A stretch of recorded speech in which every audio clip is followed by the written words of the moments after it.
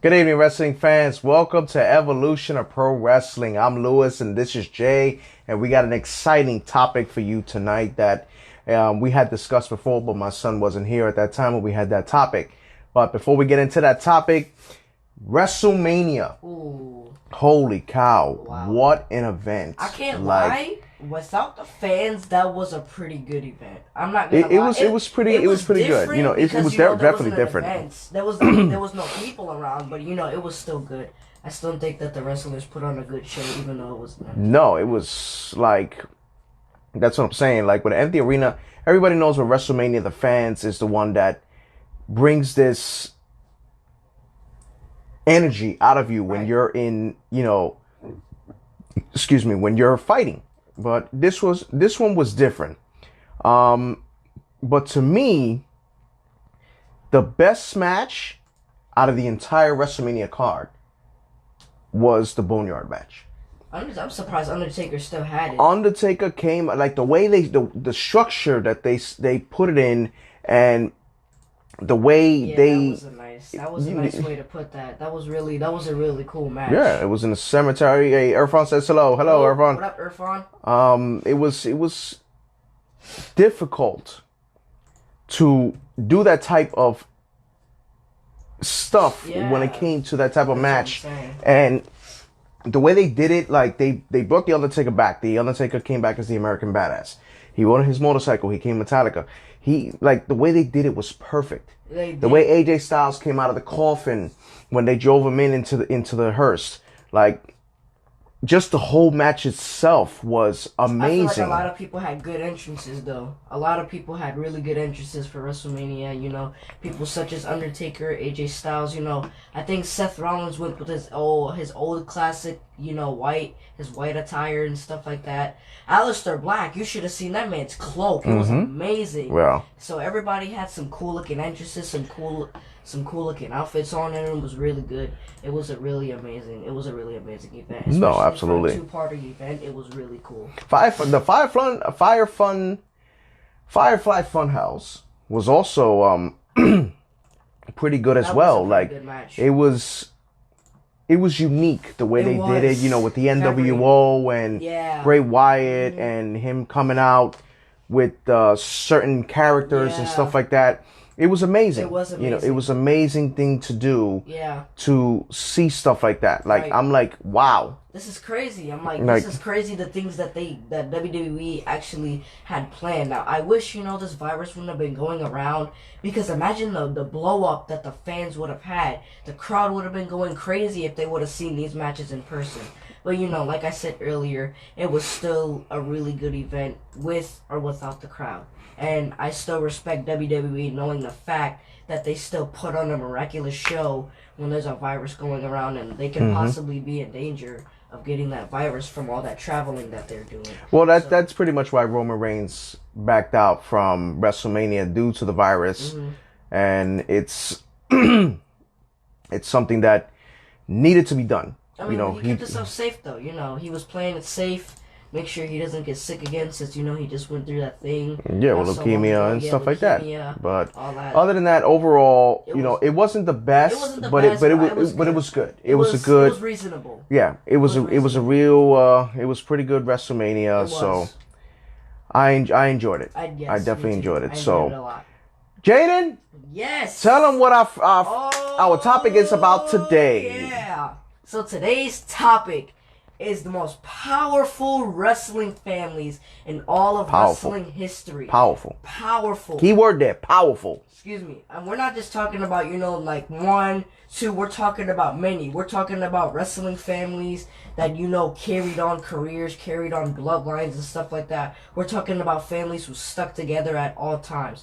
Now, some of these families probably have gone rogue on each other, turned heel on each other one time, but once they're all together as a family, there's no stopping any of them. Absolutely. Now, there's one I want to get to right away. I want to get to the McMahons. Well, before we get to that, now the list that we got here is pretty much a list of the most powerful wrestling families in the world. There are still people that are going to debate this question as to who was the best wrestling family in professional wrestling. True. There's a lot of people. There's many people that are gonna still debate that. You know, people debate it, people hear it, people see it. But who really is the most powerful family? Right. Now, you were about to mention the McMahons. Absolutely. Like, that's are one of the most powerful if not families. the most powerful wrestling family, because they got an evil genius.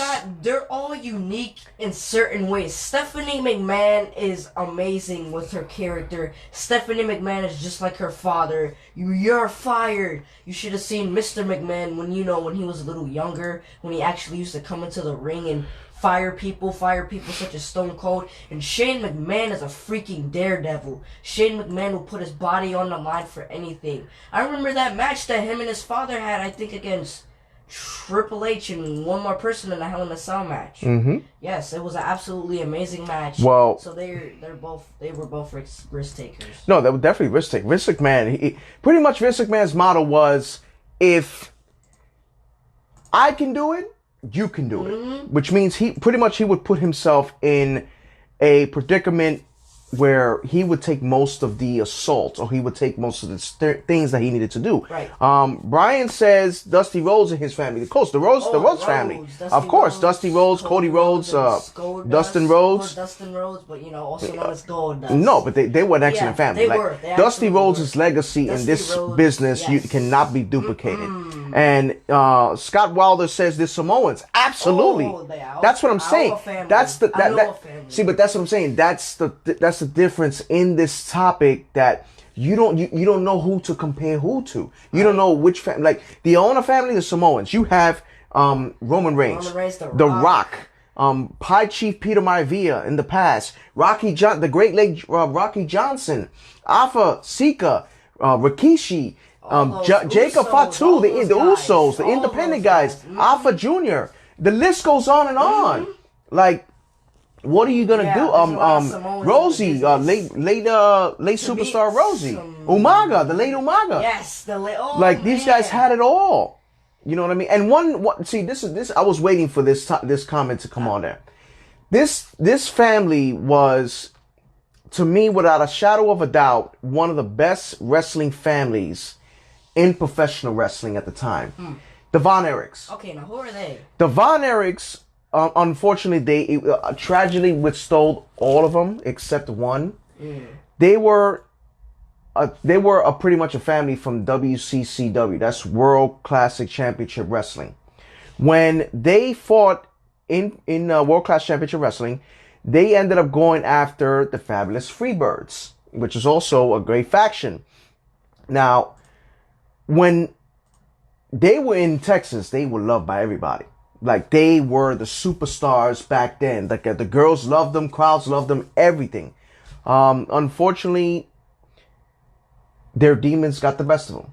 You know, they ended up, losing their lives, unfortunately. But to this day, people still talk about them. People still talk about them to this day, that when you hear the Von Erich family, first thing you think about is Kerry.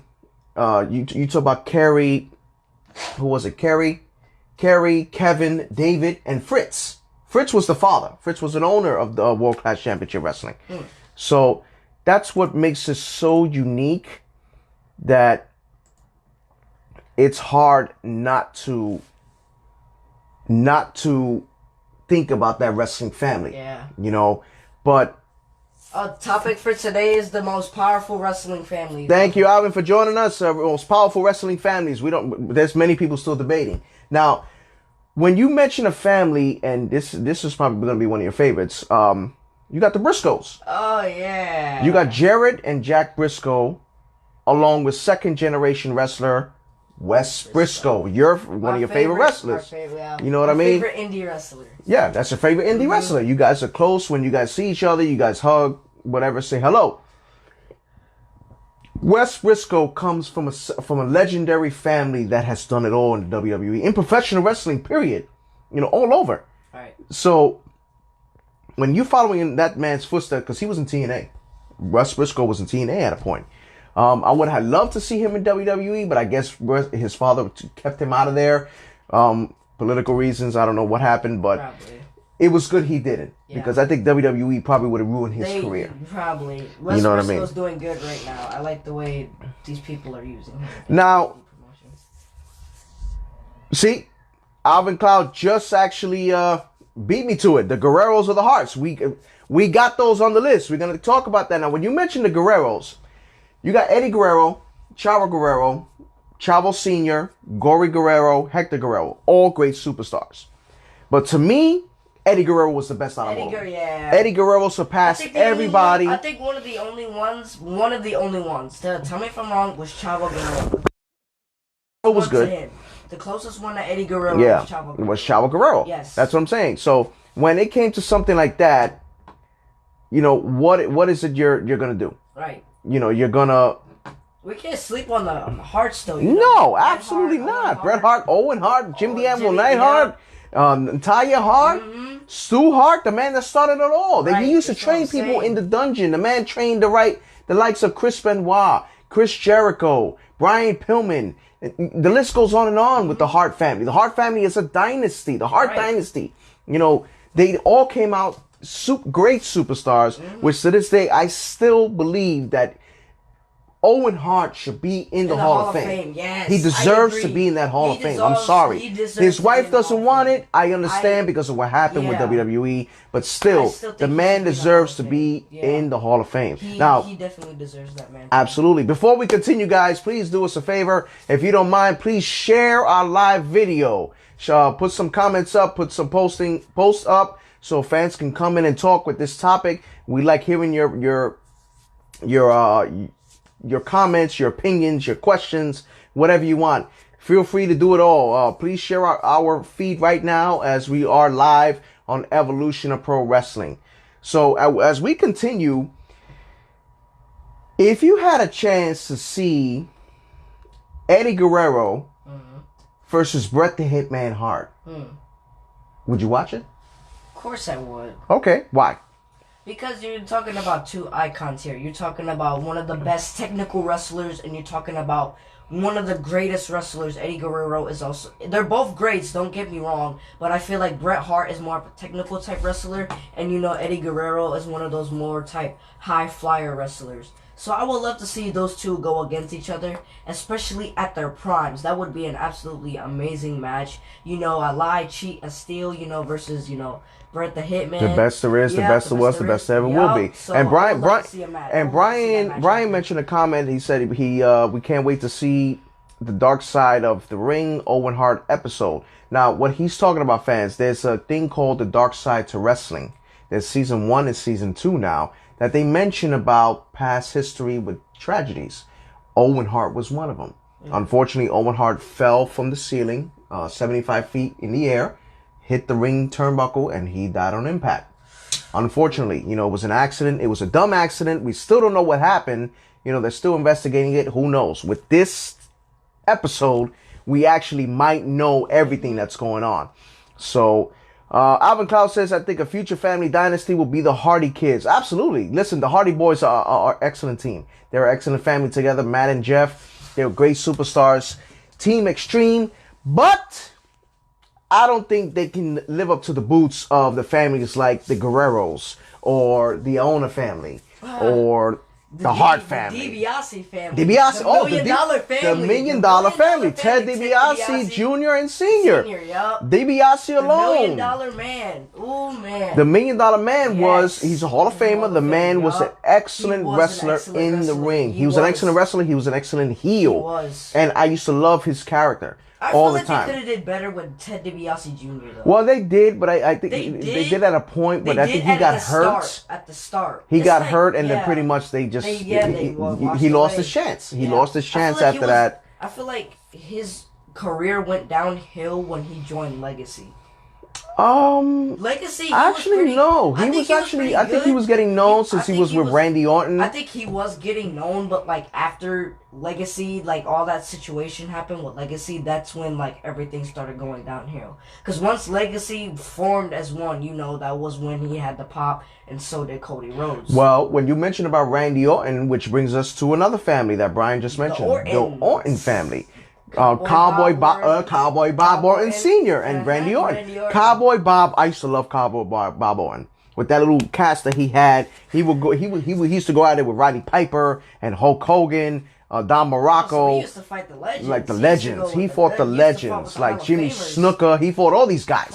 You know what I mean? And it was so good to watch him back then as a heel, the way he used to do with Adrian Adonis. He was with Adrian Adonis too. I used to watch it every Saturday night's main event. And Brian, I know you remember this. So each time when they used to go at it, it also would led up to the first ever WrestleMania match with Bob Orton being in the corner of Paul Orndorff and Roddy Piper against Hulk Hogan, Mr. T with Jimmy Snuka in his corner at WrestleMania 1. So the Orton family has a legacy in this business too. You know, there's one family that many people don't bring up, but they made an impact internationally. The Colon family. Carlito Colon, Epico and Primo, his brothers, and his father, Carlos Sr. And he pretty much runs a promotion in Puerto Rico. And it was pretty much, the man is a Hall of Famer, but he went through hell. He went through wars in Puerto Rico. He went through all that stuff. Wow. And, this is a good one. The Wyndhams and the Mulligans are related. Absolutely. Bray Wyatt. Barry Windham. Barry Windham, I don't know if you ever heard of Barry Windham, Jada. I've heard of him. Blackjack Mulligan. It's like they're all related. Bo Dallas is related to Bray Wyatt. Wait, for real? They're brothers. They're brothers. Yes, so they're brothers. That legacy also lives, especially with Barry Windham and Blackjack Mulligan. It's the way they used to fight, the way they used to brawl. You should just go at it with each other, and I used to love it. I still can watch it. Like technical wrestlers? Oh no, they were just brawlers. Ooh. They will beat they will beat the hell out of you. They just attack head on. Yeah, they will beat the hell out of you with no question. And Alvin Klaus is the Rock's family pool. Of course, that's the Iona family. They're Samoan, and the Rock. You know, a lot of people say who would win in a match between the Rock and Roman Reigns. That's the important question that I thought we were going to see at WrestleMania this year, but it never happened. I gotta think about that. Whenever there's a new upcoming topic or something, I gotta think of that, because that's a hard question right there. Well, it's The Rock and Roman Reigns. Oof, oh man. Well, it's gonna be interesting to see when you come. I'm still thinking that's gonna happen next WrestleMania. Or maybe the year after, I don't know. But I know a lot of fans want to see that. I'm one that definitely want to see. And you know, your stepmother. Of course she'll want to see Roman Reigns. No, of course. And with Roman Reigns, it's good he pulled out, because you don't want to lose your top star. You know, because regardless of the fact he is the face of this company right now, besides John Cena. So It's kind of hard to say. Michael Roberts said The Rock in his prime, of course. Yeah. The Rock in his prime against Roman Reigns. I gotta go with that. I actually gotta go with that. I like heel Roman Reigns though. You know, quiet shield Roman Reigns. I like to see that Roman Reigns go up against The Rock. I understand Roman Reigns had a big pop when, you know, he did become by himself, because he became the WWE World Heavyweight Champion. But you know, when he was in the Shield, he was unbeatable. He held a streak without getting pinned at all, and he got pinned once, unfortunately, you know, but he did hold a really long record for not getting pinned and for pinning a lot of people. So I feel like if I was to see that Roman Reigns going against The Rock at his prime, that would be a nice match. No, absolutely. That would be absolutely. That would definitely be an amazing match. That would be and what's even better is the fact that I want to see the match at WrestleMania. Yeah, I want to see, you know, family member versus family member, to see who is the best, you know, out of these two men. So now there's another wrestling family that I'm going to mention that not too many people mention it, but the Poffo family. Now, you're not familiar with the Poffos, but the Poffo family is the Macho Man. Oh, Macho Man, his name is Randy Poffo. He's Randy Poffo. but he also has his brother So wait, Larry where Poffo, did he and get the ain't savage part from? it was the gimmick Savage? because he was a savage. He was the man was crazy, but he knew what the hell he was doing in the ring. He knew that character. He brought that character. Oh yeah, Macho Man. Like it was there. It was all out there. Yeah. You know what I mean? With him, his father Angelo Poffo, the late Angelo Poffo, and Lenny Poffo. Lenny Poffo was the genius back then. He was also Leaping Lenny Poffo, which I think he should be in the Hall of Fame too because the man did a lot in the business. You know, Lenny Poffo. Alvin Clark said, what about the Dudley family? Of course not. We're not going to forget about the Dudley family. Devon, Bubba Ray, Dick Dudley, Spike Dudley. Yeah, Like, you can't forget about them. The Innovators are hardcore. Yeah. How are you going to forget about that? That's what I'm saying. You know, it was... No way. Oh, Mike Rotundo. Oh, I definitely know that family. Part of the Wyndham family. He was, I don't know if you ever heard of the guy called IRS. No? Okay. Yeah, he was a guy that used to fight back then with the Varsity Club. It was him and Rick Steiner, and I think it was Kevin Sullivan. Earl Smith says Macho Man, Leaping Lenny. Yep, the Poffo family. They were an excellent family. And there's another family that many people don't mention too is the Armstrong family. This family, Jaden, was... You had Scott, Brad, I think it was Scott, Brad, Steve, Road Dogg. Road Dogg was part of the family. And the father, Bob Armstrong. And they were an excellent family. They were all great superstars. Now, when we mention all these families, Jaden, which one comes to mind the best and the least, and why? My first favorite, I have to say the Iona family. You know, Samoans, they go back from, being the Wild Samoans to, Yokozuna's, Jimmy Superfly Snuka, people like that, Tamina, all those people. So I feel like there's a lot of Samoans that carry on that bloodline, and it just keeps getting better and better. But yeah, Brian, you're right. Mike Rotundo is Bray and Bo Wyatt's family. But the least, Bo Rotundo. I really don't know. This topic and the people on this list are too good. They made this list for a reason. So I feel like they're all too good to be placed at my least favorite. So I'm not gonna put them at my least favorite. I'm not gonna put none of these people on my list as my least favorite. No, because it's a hard decision to make as who is the best family. And Earl Smith says the Von Erichs. He likes Brian James. Brian James was another epic superstar. The Von Erichs, as we mentioned.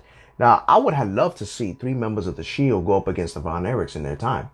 That would have been an excellent match. Those two factions together, the family, I would have been like, wow, who can win that match? Like, I got to show you who the Von Erichs is, Jaden, because they were classic. They were on point. They did what they needed to do, and it was like, wow. And what would have happened if that match ever happened? Like, you think to yourself as a wrestling fan, what if the Hart Foundation, Owen Hart, Bret Hart, Jim the Anvil Neidhart would take on the likes of the Owen family on the Shield itself, or take on the Von Erichs, or take on the Guerreros. I would have honestly, I think I would have paid to see The Rock against Bret Hart. That would be that would be a wow. The Hart family and the Owen family. Yeah, that would be a good match. Yep. That would be a really Earl Smith says Jimmy, Ronnie Garvin. Yep, the Garvin family. Also great superstars. Old school. Who are those? Yeah, they were before your time. They sound like they're before my time because I know a lot. I know a few about old school, but I've never heard that name pop up in like old school days. So they must be like really before my time. Well, no, they were definitely before your time. It's interesting that these families comes out. There's families. There's the Vachon family. Many people, Luna Vachon and I forgot the other gentleman's name. Like if I was to see faces, I feel like I would know who the wrestler is, but Well, I'm not really good with names unless I know that wrestler like a lot. Other than that, I'm not really good with names. I'm good with faces. Well, you definitely know the Hart family and the Owner family. The Hart family, the Owner family, and a few more on that list. I would have to say, to me personally, the most powerful wrestling family of all time, bar none, is the McMahon family. That's without a doubt. And I'm not saying that because, they're not wrestlers. Vince McMahon is not a wrestler. Shane McMahon wrestles occasionally. Stephanie doesn't wrestle. Linda doesn't wrestle. But the power that they have to control whether or not someone like that. No, forget about firing. I'm not worried about firing. It's the fact that the power to create and destroy a character. That is, yes. That's where the power, they can make you or break you. And that's what the McMahon family is notorious for. They made the likes of Hulk Hogan, Bret the Hitman Hart, The Undertaker, The Rock, Shawn Michaels, Triple H. The list goes on and on. Literally. Edge, Randy Orton, everybody. Continue. If you think about it, almost every person these in this guys, industry. like the McMahon, it's the way all these guys came out and became these superstars. Who would have thought Hulk Hogan was going to carry the 80s era and do what he did and say your prayers, work out, say your prayers, take your vitamins, all that stuff. You know what I mean? And it worked for the 80s. Who would have thought there would have been a Macho Man, Ultimate Warrior, and then Stone Cold. He created Stone Cold. Who would have thought there would have been a Stone Cold that actually disrespected the manager? Yeah, Michael Robinson says the Martel family. Absolutely. Rick Martel was one of the greatest in the industry. You know what I mean? He was a former AWA champion. He was a WWE Intercontinental champion. He did a lot of stuff in the professional wrestling. But as I said, the McMahon family to me is the most powerful wrestling family there is. Not taking anything away from everybody else. And it's like my son said, I can't choose a bad one. Because they're all good families. They're all powerful families. There's no way to it's like, even in wrestling as a gimmick, when you have the Heenan family, when you got the likes of King Kong Bundy, Andre the Giant, Big John Studd, Ken Patera, and it keeps going, Hercules, all these guys that Bobby Heenan managed. You got the Heenan family. Right. But when it actual family, the wrestling families, third generation, second generation superstars, that's what we get. And you get that from the McMahon family. It went from father to son, from son to daughter and mother. Mm-hmm. And now look at them. This is an empire of WWE. And that's what makes it so special. Absolutely. Now, before we go, Jaden, we had wrote a post. We put a post up on Facebook and we shared it all over the place. And now we want to come out and continue saying what we can. Starting Monday, April, let me see if I'm not mistaken. What's today's date, Jaden? Today's the 10th, and Monday is April 13th. April 13th. Monday, April 13th, 8 o'clock sharp. We are going to be starting interactive. We're going to be doing a watch party every Monday. And we're allowing you guys, the fans, to choose which match they would like to see. Once we put that match, you guys are going to be commenting. You guys are going to be talking about the match. The moment that match is over, me and my son are going to have a brief discussion regarding every single comment on that list. If we can get to all of them at a certain time, talk about the match. How did you enjoy the match? Do you think the match should have been better? Does it compare to any other match you've ever seen? That's what we're doing now. It's also a better reason to get closer to you guys. Yep, so we can talk to you guys more, so we can understand, the matches and the taste that you guys like. So then that could bring you guys closer to us. If you guys probably get what I'm saying. Exactly. So yeah, so we can. We're getting in exactly. We're getting interactive to connect more with the fans. Exactly. So, out of the show, instead of having our regular 8 p.m. show on Fridays, we're gonna start doing 8:30. Sorry, we're gonna start doing it a watch party, like he said, Mondays. Like I said earlier, so we can talk to you guys more, interact with you guys more. Get to know more of you guys more, and so we can probably get more people on the show since we're gonna start a watch party. That's absolutely right. And so pretty much what we're asking you fans, please cast your vote now. Yeah. Cast your vote. Yeah, we can even put that in there. We can upload our match. Oh yeah. And put it up there. If you guys want to talk about it, that's one vote. He asked for our match. I love like we said, match. it's any match you guys want to see, whether it's the 70s, 80s, 90s, Attitude Era, Millennium, whatever. Even with us, even independent wrestling. No matter what it is, if you want to see that match, if you want to discuss that match, we will do that and we will get into the discussion regarding that match. Yep. That's what we're going to do. So right now, fans, we're asking. We already got one vote. We're asking you, please vote. Send us a message on Facebook, comment, whatever, which match you would like us to air Monday night at 8 p.m. And we will air it. We will narrow down every single match and decide which one is the most fan favorite to air.